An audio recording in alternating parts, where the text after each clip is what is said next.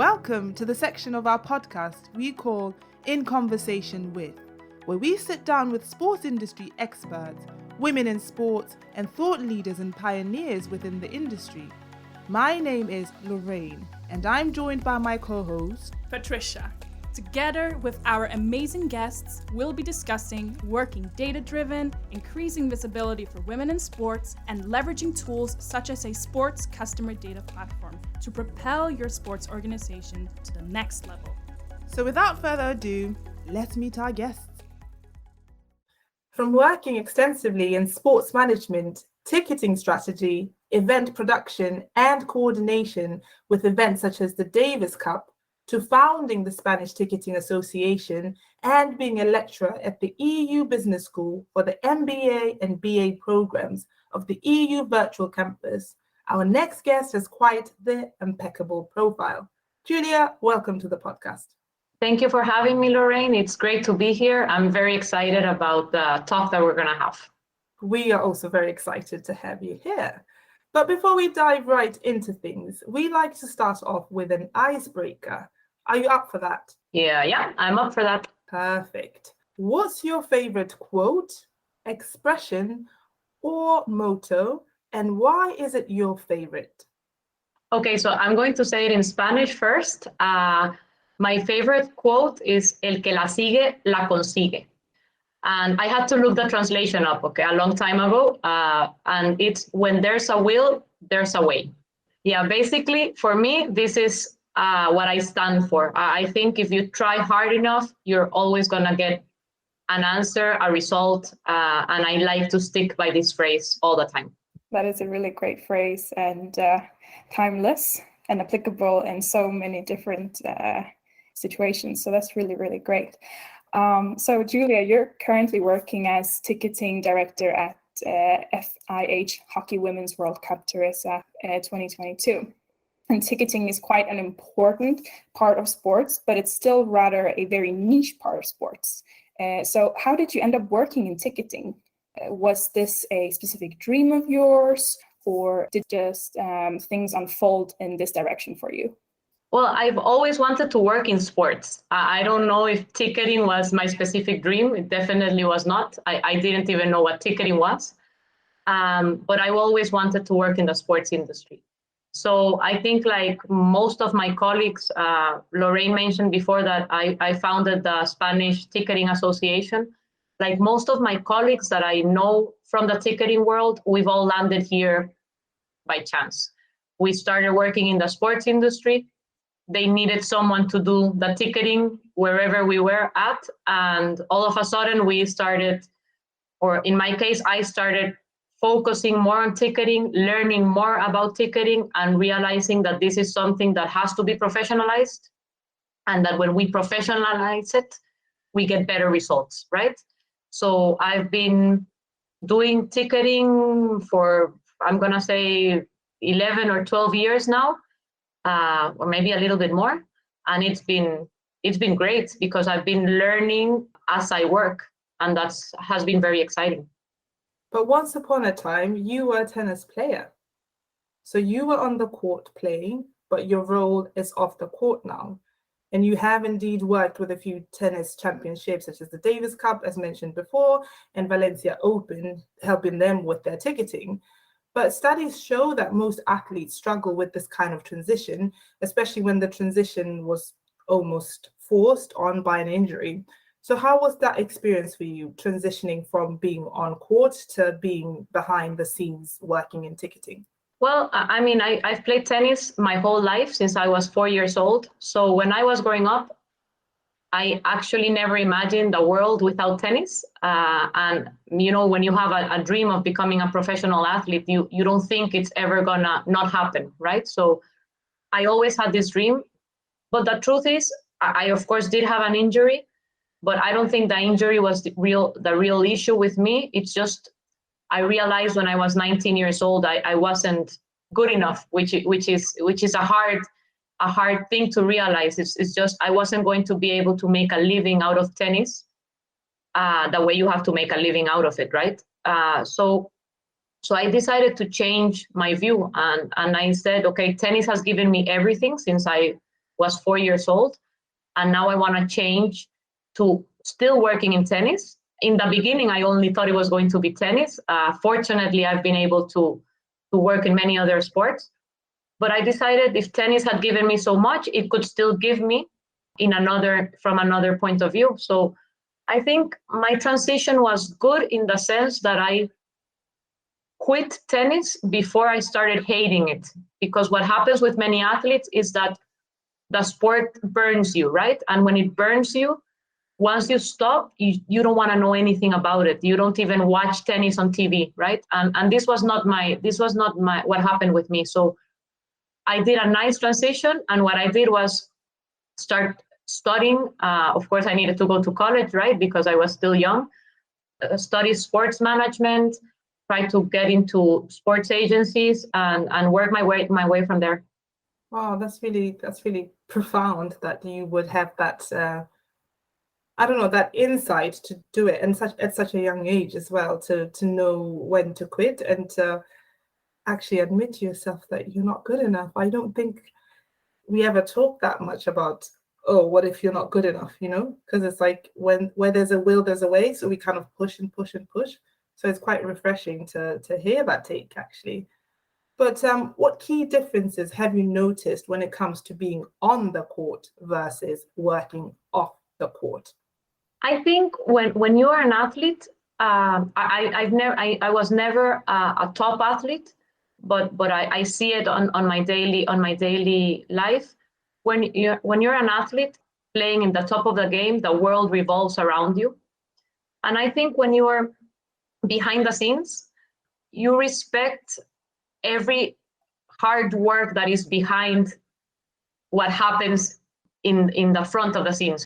Like you respect and you acknowledge what everybody's doing, so these athletes can have this amazing career, these amazing lives, right?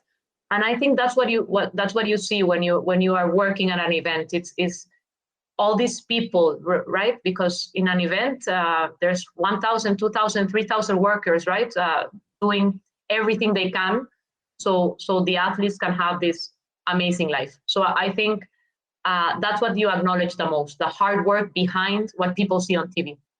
I mean, very interesting, and also like getting your insights, basically behind the scenes, all the work that you need to put into that. So when it comes to your career so far, your journey, what would you say are the greatest challenges that you have stumbled upon so far? Well, I'm going to say every event has its challenges. I'm going to say that maybe all the hours that you put into, and then knowing that you're doing your best, but sometimes the results are not what's expected, or sometimes things happen because, of course, working in events, what happens is that it's unpredictable. You can have a rainy day and have to cancel a marathon. You can have a heat wave and have to cancel. We had 2 years of COVID and had to cancel everything. So I think every event brings its challenge, and you have to know how to handle it so it doesn't affect you, so you can rise up. I think this is what happens in the sports industry. You need to be able to understand that anything can change at any moment, and you don't know the results of what's going to happen in a tennis match, or in a football match, or in a hockey game. You don't know what's going to happen. You don't know who's going to win. The only thing that you can control is the work that you do, and try for it to be the best possible. And I think that's how it works. Cool. So basically, you have to be flexible, perseverant, and adapt to the situation. But of course, on the flip side, I'm sure you've had many highlights throughout your career as well. So would you like to share some of those? Yes, of course. I mean, we have a lot of highlights, and I have to say that now that I'm working in the Hockey World Cup, one of the biggest highlights was that on July 3rd, it was the third day of the event, and we had a full sold out.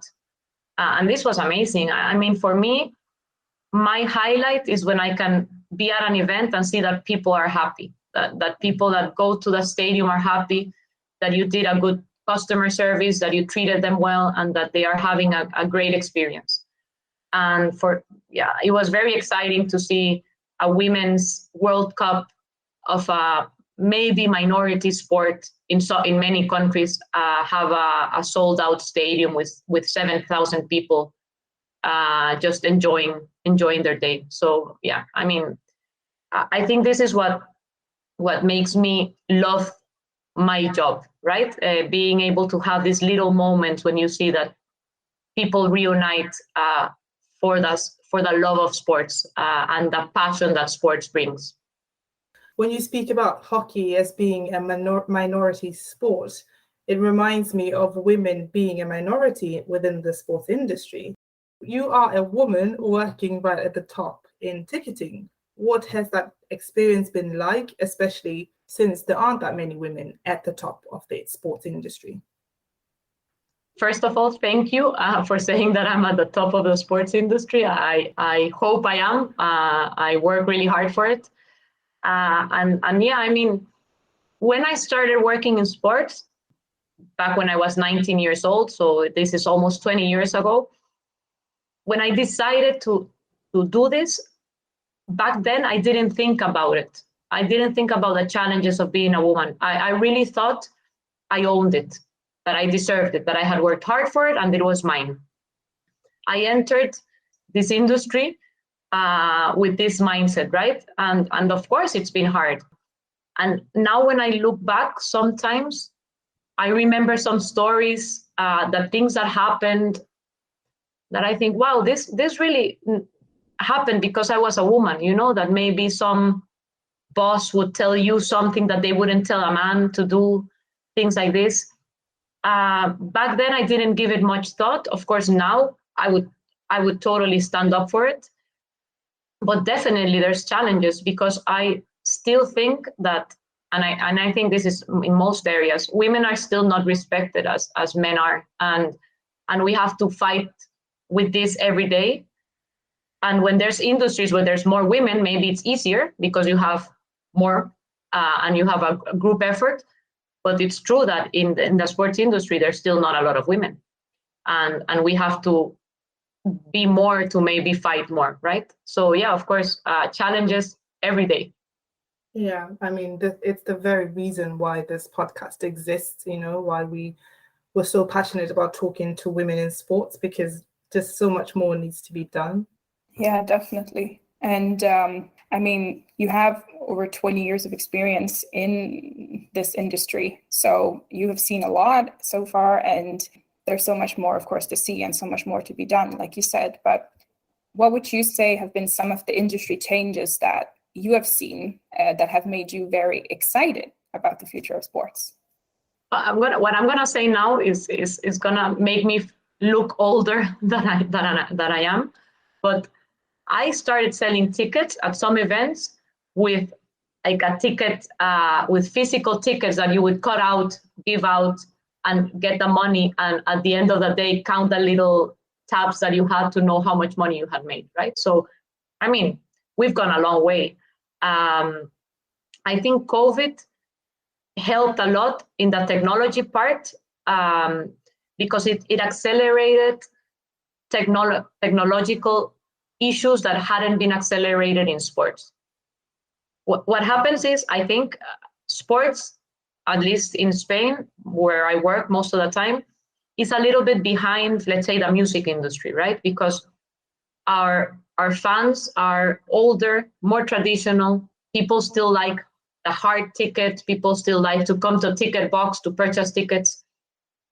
And we needed to have a technological breakthrough. And it was difficult because technology needs investment, and COVID forced this technological breakthrough. So for me, it's exciting to see how we can start getting to know our client more through technology, which is, I think, at least in ticketing, the most important thing. We need to know our clients, and the best way to know our clients is through technology. So yeah, I mean, sports, the technological part is very exciting. And I also think, now that we're talking in this podcast, and it's great that you have it, really, seeing how women's sports is growing I think this is very exciting as well, because we're gonna have more to watch, right? And this is really good. It's just like you said, I mean, from COVID being something overall bad, so to say, the good that came out of it was the digital innovation, and that it sped up the process, like you said, and that has been really beneficial when it comes to ticketing and improving it overall. So that's really exciting. But is there anything that you would say that hasn't changed, that you think that you want to see changed in the sports industry so far?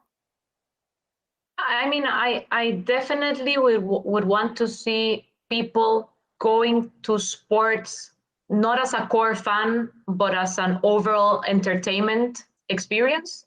So I think what happens in our industry is that we focus a lot on our core fans, the people that follow our team, the people that follow our player, our country, etc. But we don't focus the experience on a person that maybe doesn't know anything about this sport, but should go there to live an experience. Like you would go to a museum, like you would go to maybe the theater or the movies, right? You don't know if you're gonna like that museum or if you're gonna like that movie, but you go anyway. And I think in sports, I mean, in the States, they do this very well, right? They treat sports like pure entertainment. But in other countries, we treat it as only the game. And I think we need to go beyond the game and give fans an experience that's 360, that they can enjoy, and that maybe this will go take them to the other side, right? They will take them to becoming a core fan. And I think this is something that we really have to work in. We have to change what we offer our fans. Absolutely. And I think that maybe even what you're talking about will help with the retention of sports fans and the retention of just young people actually liking sports, because statistics show that young people they just don't like sports the same way that maybe the older generation or the previous generation would have liked it. And I think the entertainment element of it, and when you think about boxing in America, for example, it's one of the fastest growing sports, purely because it has that entertainment element with YouTubers often hosting, like battling each other and stuff like that. So I think that, yeah, you're onto something there, that we really need to move beyond just, in a way, it's like we're preaching to the choir. You know, you're telling your own core fans that they should support you, but they already do. So maybe trying to reach those that don't support you is something that will future-proof sports, you know. But just to take it a step back and go back to talking about ticketing is a very important aspect in sports. This is actually an area our company focuses on, because there's a great need for better technology and more knowledge on this. And you touched upon this a little bit about the technology and how we need technology to really just push the level of games and attendance and all that kind of stuff. But what tips can you give sports organizations such as clubs, federation, leagues, and so on how they can sell more tickets? Because everyone wants to sell tickets. So how can they do this? Okay. First of all, I think this is probably a little bit basic, but first, I think we need to understand that we no longer compete against the same sport in the same city or against other sports. We compete against everything. We compete against entertainment in general. So when you are doing pricing for an event or in a club for a game, you need to be very precautious of how you do your pricing, because you were mentioning my millennials, and what happens with young people is that, or old people as well, everybody, right? We have a budget, we have an expense budget, and what happens is that we spend it however we want, right? And maybe we don't have a big budget, so we spend our money in Netflix, maybe we spend it in the movies, for dinner, etc. So when we do pricing for an event, I think first thing we need to understand is we compete against entertainment in general, against whatever people want to spend their money in, right? And then this means that we can't assume anymore with some exceptions, of course, but we can't assume anymore that we can have these really, really expensive prices. I think we're beyond that. I think we need to have a full stadium. So for me, it's basically math. I mean, if I have my prices set at 10 and I only fill half of the stadium, maybe I'd rather have my prices set at 5 and fill the whole stadium. Because when you bring more fans in, then they're gonna be, well, it's gonna look better for the players or for the teams. It's gonna look better in TV if you have TV. And of course, these people are gonna generate more revenue because they're maybe gonna buy some drinks or some food or some merchandising, right? So I think this is the first thing that we have to focus on. Is to understand that we have a lot of competition out there, right? I remember back in the day, you would set prices just thinking about your competitors that were similar to you in format, and this is not the case anymore. So this would be one of my tips. I always think that you have to think about your fans first. So you have to think first about them before thinking about your budget and your money and how much money you want to make. Because if you think about yourself and not think about them, it's not going to work. I think, let's say, I have a family that's coming. If I have my tickets at 50 euros and it's a family with 2 kids, are they going to be able to spend 200 euros to come to my event?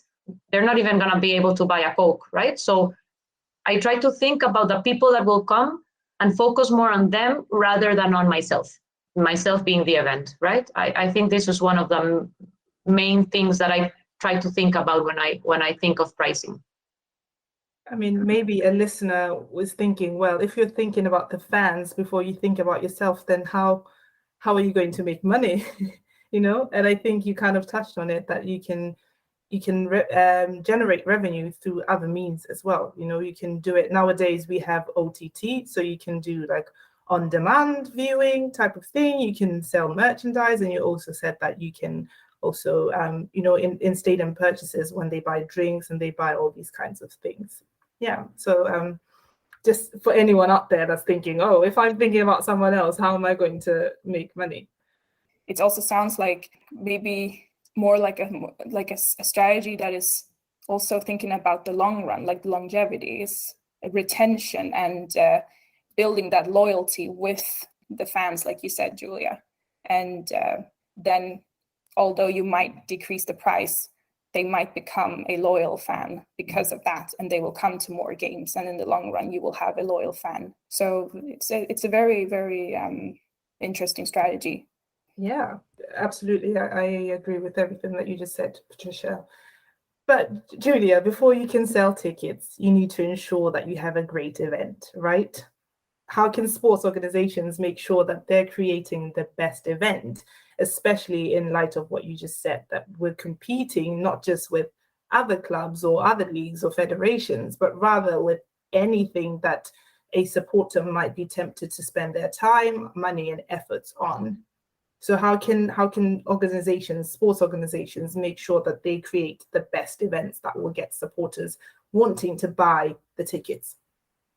I'm gonna start with the staff and the organization. I think if you want to have a great event, you need to make sure you have the best people, and the best people are not necessarily the. I mean, everybody's good, you know, if they want to be, but I think you need to make sure that all the key people in your organization are motivated, are working together with the same purpose. And then that is going to be maybe, I don't know, if I talk in percentage, maybe 80% of the success comes from the people that are behind an event. Because when you're doing a big event, like a World Cup or an European Championship or an Olympics, this is a group of people that is going to get together for a short period of time, 1, 2, 3, 4 years, and maybe never see each other again, and they're gonna move on. So you need to make sure that they're a family, and that they work together to create the best event possible, right? So I'm gonna say people is very important. And then of course I think we always imagine that if you have a lot of money, you're going to be able to do a lot more. But I think you can do simple things. Now, before I was talking about fans, and I think you can create great fan experiences that are not expensive and that create an impact. So I think it's more of being creative, knowing what your limits are, and with the limits that you have, just trying to have everything be very organized, nice, and definitely for me, and this is my motto. My other motto is fans always come first, and you always have to make your decisions thinking about your fans, because at the end they are the ones that are going to give you the success story afterward, right? Definitely. Wow, you are an inspirational person indeed, Julia, and this is evident. So to a woman who might be listening to this podcast and find you inspirational, maybe she also wants to be in the sports industry, but she doesn't know how to start. What advice would you give to her? She might also be in the sports industry already, but she doesn't know how to take that next step. I would definitely say that you have to not give up when things look tough, because of course there's not that many women in the sports industry. So I mean, there's a lot of women because it's a huge industry, right? But we're not near as many as men are. I think that they don't have to be afraid. We don't have to be afraid if we have to work harder to achieve the same that men maybe achieve working a little bit less. Because at the end of the day, we're paving the way. There's going to come a moment, I hope, when there's so many women that we don't have to work as hard to get to the top, right? So, of course, I think right now we're still creating the road.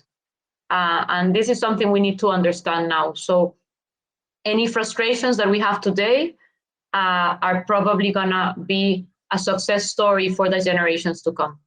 So something that I try to do, and of course I've had male interns as well and male workers, but I try to focus a lot on getting women in my team, because I try to help them out and be a mentor and try to get them where they want to be. And I think it's easier if they can have my example and if I can mentor them and take care of them. So this is something that I do as a woman. I try to help the other women as well, right? And stop thinking women might be competition or this. I don't want to go there. I just want to try to help out so it will be easier in the future. So my advice would be work hard, don't be frustrated, and own it. I mean, if we own it, it's going to be ours for sure.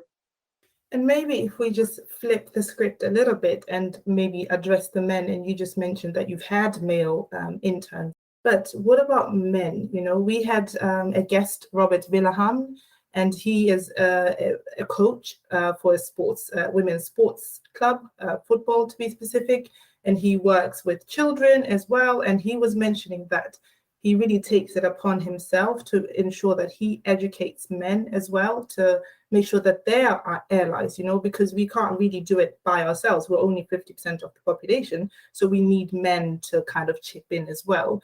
Would you have any sort of off-the-cuff advice to men on how they can support women a bit better and how they can really be allies to make sure that we are moving the sports industry in the right direction, especially for the coming generations, just as you mentioned? Well, I think it's a similar advice, but as you say, flipping it to the other side, I think it's respect women, give them their value, and when it comes to women athletes, go to the games, give them the same value as an athlete that you give a man. If it's on TV, watch it. I mean, women's sports is amazing, and many people don't even know it. We don't watch it, so we need to watch it, right? And of course, if you're working at a club, maybe stand up for the women and go to the president and tell them, listen, out of this huge budget that you have for the men's team, why don't this percentage you move to the women's, and we're going to try to use it properly to demonstrate to you that it's worth it, right? So I think I mean, this is an effort where everybody has to participate. As you say, Lorraine, if men don't help out, it's never gonna work. But yeah, I think that would be my advice: respect, value, and give us our place, right? Absolutely. Perfect, Julia. Thank you so much for sitting down with us and having this conversation with us. And to any of our listeners that are tuning in right now, you can connect with Julia via LinkedIn, and we will put all the information in the description box down below. So make sure that you get in contact with her. And to all the sports clubs and leagues and all sports organizations, make sure that you connect with Julia as well, because she has such incredible information that she can share with you on ticketing and on event management. Julia, thank you so much for taking the time out to sit with us. Thank you, Lorraine. Thank you, Patricia. It has been great. Hopefully, some of our listeners will connect with me through LinkedIn. I always like to be in touch with people and share experiences. So that's going to be great. And thank you for having me. It's been a pleasure to be here. I am very excited to be able to be part of your podcast. It's been a delight. Thank you so much. If your goal is to deliver a world-class supporter experience at every game and you want to know how you can meet that goal and get started today, then visit our website at datatalks.sc and fill out our demo form to experience firsthand how we can help you. Or you can sign up for our masterclass or email list to get exclusive materials such as ebooks and case studies that will help you meet your goals better. Until next time, stay productive. Data Talks. We fill the stadium, you focus on the game.